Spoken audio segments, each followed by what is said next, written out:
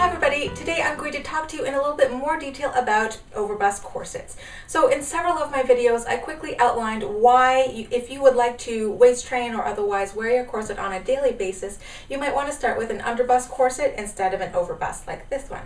So in this video I'm going to go into more detail about why you might want to consider buying an underbust corset instead of an overbust corset, at least if you're a beginner. But in the second half of this video I'm also going to go over the main reasons that you might want to invest in a good quality overbust corset. So there are 5 main reasons that I can think of right now for why a beginner would want to start by wearing an underbust corset, especially if they intend to waist train. The first reason is actually mobility. So overbust corsets, they obviously come up a lot higher than underbust corsets. These are a lot longer. They come up higher on the torso. So instead of wrapping around just the lower rib cage like an underbust or a cincher would, they actually come right up on the higher part of the chest. And they often wrap around the back as high as the wing bones, or for a high back corset even higher than that. So because of this, an overbust corset allows less mobility compared to an underbust corset. So basically this means that you might not be able to reach or bend over as much as you normally would, and you have to make greater adjustments to be able to sort of move naturally in an overbust corset compared to if you're wearing an underbust or a cincher. So if mobility is something that's absolutely required in your job, or if it's something that's really important to you, then an underbust or a cincher might actually suit you better. However, if you have some mobility issues, if you are hypermobile and it causes you a lot of injury, then maybe an overbust corset might give you some benefit of having that reduced mobility so you don't injure yourself as often. The second reason that I'm going to go into is breathing, and this reason actually ties into the first reason for why an underbust might be more suitable for beginners compared to an overbust. So since an overbust corset actually comes higher on the chest, it can actually make it a little bit more challenging to take deep breaths in an overbust corset. Now, an overbust corset doesn't necessarily have to squeeze the living daylights out of your bust area, but the way that it supports the breast is different from that of a bra. So most bras out there, they have a great amount of elastic in them, and the band will actually expand and contract every time you take a breath. Now, everybody who knows how to fit a bra properly knows that the band area is not supposed to be so elastic that it's floppy, but there is a certain amount of give to it. It's not completely fixed. But in the case of a corset, there is no elasticity whatsoever, or at least there shouldn't be in any case. So the corset circumference around your rib cage is always relatively fixed. So if you take a hypothetical female whose chest measures 32 inches around when she exhales completely and 35 inches around when she takes a full breath, that's a 3-inch difference right there. In that situation, you might want to tie the corset maybe 33, 34 inches around the bust area. So this is enough to basically support the breasts while giving you a decent amount of space to take a normal tidal breath. But every time this hypothetical woman inhales deeply, she might actually feel a little bit of resistance from the corset. She might actually feel that she can't take quite as full of a breath that she normally would. And every time she exhales completely, takes all the breath out of her lungs, then the ribcage of the corset might feel a tiny bit loose, and she might get the illusion that she's not properly supported in the bust area, even though she probably still is. But in any case, if taking a deep breath is a big issue for you, if you have breathing problems, or even if you're just claustrophobic, then maybe you would feel more comfortable wearing an underbust corset that stops lower on the ribcage, or a cincher that barely goes over your ribcage at all. The next reason that you might want to pass on an overbust corset in favor for an underbust is that underbust corsets tend to look a little bit more natural underneath your clothing. So if you plan to stealth in your corset underneath your shirts, then it'll be less noticeable if you wear an underbust corset. So as mentioned like 3 minutes ago, the way that overbust corsets support the breasts is different from conventional bras today. So most overbust corsets, they don't have individual cups the way that bras do. Although if you look around, you can find cupped overbust corsets. And actually, I made a gallery in December for cupped overbusts on my website. So if you're interested in seeing what they look like, you can click over there and head over to my gallery right now. But these cupped overbusts are often expensive, and the vast majority of normal overbust corsets corsets, they simply do not give the same bust shape underneath clothing. An overbust corset, it might actually flatten the shape of your bust slightly more, and it doesn't have the defined underwire area where you can see basically where the breast stops and the rib cage begins. Another thing is that overbust corsets also tend to lift the breast a little bit higher than conventional bras, or otherwise make the top half of the breast look fuller. And because of this, overbust corsets can create more cleavage than bras in some individuals.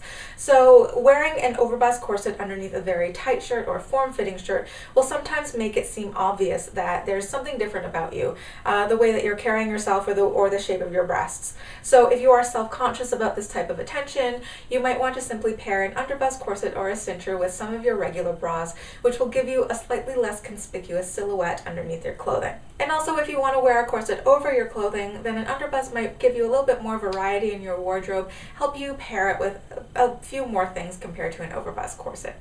The next reason that you might want to consider an underbust corset is the fit. So underbust corsets are much easier to fit a wide range of body shapes and sizes compared to overbust corsets. So if you think about how many standard size bra brands and styles cuts are out there, and how many people still need to go custom fit with their bras to get the right support and shape and the comfort that they desire. And if you think about the number of standard size overbusts are out there, this number is much smaller, and they fit a much smaller range of bust sizes out there. So if the circumference of your bust is basically any more than, I would say, about 10 to 12 inches larger than your corseted waist size, you can pretty much forget about finding a standard size overbust that will actually accommodate you properly and still give, a nice parallel gap in the back of the corset. You will probably have to go semi-custom or fully custom, and preferably professionally fitted with one or more mock-up fittings to make sure that the bust is the right shape that you want, that it's properly supported, it's not too big or too small, it's not lifting you up too high or not supporting you enough and being too low for your preferences. It comes up high enough and it covers all the important bits. It doesn't cause any flesh spillover at the armpit area, and on and on and on. So fitting an overbust can be extremely challenging, and it can be quite expensive depending on how many mock-ups you want. And even I have quite expensive custom overbust corsets that didn't even fit me properly in the end. So in other words, it's a lot easier to fit an underbust corset compared to an overbust corset, whether you're going custom or standard sized. So with this in mind, if your budget dictates that your choices are pretty much limited to standard size corsets, and you are not of moderate or standard bust size according to the fashion industry, whatever that's supposed to mean, then an underbust corset is going to be much more affordable for you. So even in standard sizes, overbust corsets simply tend to cost more than underbust corsets, just because there's more fabric used in it. There's longer bones that are used in it, and a longer bust as well. It takes more time to sew over the curve of this bust and keep it smooth and neat. So an overbust corset can be anywhere between $20 more than an underbust to hundreds of dollars more than an underbust, depending on what brand you're getting. So unless you are really dedicated to save up for a proper fitting overbust corset, or you can somehow be compensated for an overbust by your insurance company or something, then perhaps an underbust corset would be better for your wallet. Now, at this point, it probably sounds like I hate everything about overbust corsets, or that it's difficult to find anything good about them, but this is simply not true. Well-fitting overbust corsets do have some very redeeming qualities, so now I'm going to discuss the possible pros about these overbust corsets. An overbust corset might actually be ultimately better for your posture compared to underbust corsets or cinchers. So as I had mentioned earlier, overbust corsets, they come up higher on the rib cage, often up to the shoulder blades in the back of the corset here. So this means that it's nearly impossible to lean over and hunch your shoulders in an overbust corset. With a cincher, it can help you support your lumbar area, but I've seen corset wearers who actually, they're quite well supported in the lower back area, and then they still hunch their shoulders like this. So if a corset comes up higher, at least halfway up the thoracic vertebrae, or even higher than that, this can actually greatly reduce the incidence of forward rolled and rounded shoulders. And because of this, you might actually experience less forward head posture as well, since everything is, stacking up properly in your spine.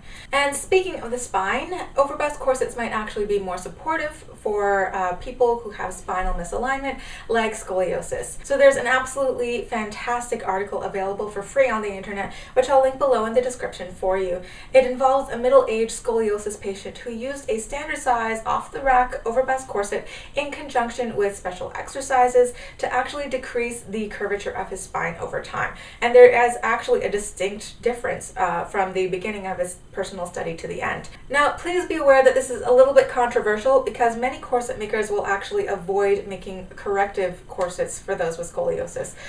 Many corset makers can specifically draft for an asymmetric corset that will actually fit the scoliosis patient comfortably, but most makers will not want to make corrective corsets that actually change the curvature of your spine unless they've been trained with an orthopedic technician or they have some experience in making medical prosthetics or something of the sort. So the man who did this study, he was basically using himself as a guinea pig, and he didn't do the study on anybody else. It was basically a personal experiment for him. So please take that article with a grain of salt, but it does show a little bit of optimism for the applications for an overbust corset.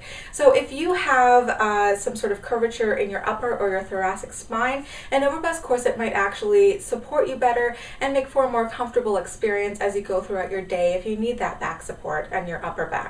Perhaps the most obvious reason that somebody would prefer an overbust corset instead of an underbust corset is if they have particularly large or heavy breasts. So in some areas of the world, breast reductions are covered by insurance or the government if the patient is able to prove that their breasts impede their lifestyle or cause them pain. So some people have breasts that are so large that they can cause or even exacerbate spinal curvature, such as scoliosis. Having large and heavy breasts can also cause inflammation or even breakage or snapping of the scalene muscles, basically those muscles running from your neck into your shoulders or the surrounding tendons in these areas. And it can cause other problems as well. Having large or heavy breasts is sometimes a very serious medical issue, and one way to prevent or help these issues is to wear an overbust corset if you cannot afford breast reduction surgery, or if you don't qualify for it, or you can't go under the knife for whatever reason. So basically, overbust corsets, they support the breast 100% from below, kind of like a column bridge. And basically these rigid bones here, as well as the non-stretch fabric that the corsets are made out of, makes for very sturdy support. The weight from the breasts are basically distributed throughout the entire rest of the corset, all down this corset and around the waist of the corset, so that there's no one particular spot on your body that's taking a lot of the tension and supporting a lot of the weight of your breasts. Now, it's very easy to find free information out there on the internet about properly supporting bras, and it's said that at least 80% of the support from the bra should be from the band basically wrapping around the back, and very little, if anything, from the shoulder straps. But considering how many people out there are wearing the wrong size and the wrong type of bra, and think about the damage that's already incurred in many women from their bras, think about the hunched shoulders and the permanent indentations in their shoulders and the pain that they're already experiencing. Basically, bras are not working for a lot of people. So for many of these people, strapless bras don't even come in their size, and they don't feel secure in a strapless bra, or they're always worried about them falling down. And this is where an overbust corset would be of huge benefit to them, because it takes any stress off their shoulders and upper back, like 100%. Heavy breasts can cause muscle strain and tendon injuries, and they can even lead to thoracic outlet syndrome. So basically, there's something called the brachial plexus, which is a group of nerves that run from the neck and clavicle region, and they control all the motions from your shoulder, arm, and your hands. The brachial plexus is part of the thoracic outlet, which is basically a group of nerves and blood vessels all together. And when this area is stressed or compressed from heavy breaths or a previous shoulder or neck injury, or even repetitive motions like playing an instrument like guitar, all that strumming, drums or violin, basically, when this happens, it can lead to nerve compression that can lead to tingling and numbness and pain in the arms or the hands. It can cause swelling, and it can mimic the symptoms of carpal tunnel syndrome or cubital tunnel syndrome. And it can also limit the function of your hand or your arm. It limits blood supply to the area if those blood vessels are compressed. And in extreme situations, other complications can arise as a result of this thoracic outlet syndrome, like blood clots. Depending on the severity of thoracic outlet syndrome, it can be corrected in a number of different ways, including physical therapy, injections, surgery, often by removing the very first rib, actually next to the collarbone, and sometimes cutting those scalene muscles. And in some situations, wearing an overbust corset can also help. And often people who have a more severe form of thoracic outlet syndrome will utilize a number of these techniques together. They'll use them in combination. So preventing and healing TOS might mean that there's absolutely zero compression or tension around this delicate neck and shoulder area. So that means that conventional bras with shoulder straps are out. So for those who would like to wear an overbust corset, either to support their heavy breasts or to help prevent or heal their thoracic outlet syndrome, but they don't want to waist train or they're nervous about waist compression, the best part about this is that you don't need to lace very tightly to reap the benefits of breast support or pain relief. So if you think you need an overbust corset and you think it can help you with your medical issues, I'd highly recommend that you talk to your doctor before buying one. And for those who are currently actively looking for an overbust corset, please feel free to check out my guided galleries on my website, where I list over a dozen corset makers that are well experienced in fitting and supporting heavy busted clients. So if that's something that interests you, or you think it's something that you might need in the near future, then I'll link it on the screen during the outro, or you can find all the links in the description below. Just remember to talk to a trusted doctor if you think that an overbust corset would be something useful for you, if you need pain relief or back support or breast support. And also, depending on where you live, if it's at all possible that you can actually visit a corset maker who is experienced in professionally fitting overbust corsets, that would be best for the quality, the fit, and your comfort, so you can reap as many benefits as possible. So that is all for this video. I hope you enjoyed it. If you did, please remember to click that like button, subscribe for more informational videos about corsets, leave me your questions down below, and I will see you on Friday for the next review. Bye!